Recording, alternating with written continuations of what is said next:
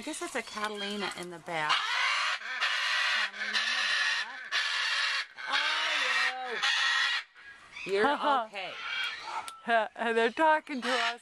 Yeah. These were all out in the back. I've just been moving and switching, and so. Actually, I was trying to keep all the boys in one, but things happen, and then I have to. And yeah, and these guys are all three of these are the blue and golds. Yeah. Oh, look at this. Yeah, they're very popular. Look at his hairdo. He's a little. So how much would a bird like this cost, Vicki? Babies, on the blue and golds, you can get a baby for about $900. 900? For a baby. Yeah.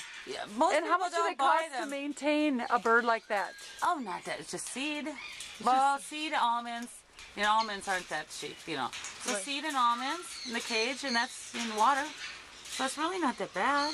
No. Now, this bird won't talk, though, right? Oh, they talk their heads off. Oh, well, because he'll actually say words? Oh, people have brought them. And so a lot of them are former pets. Oh, you walk in the back and everybody's, hello, good morning, how you doing? Really? Oh, yeah. He's kind of eerie.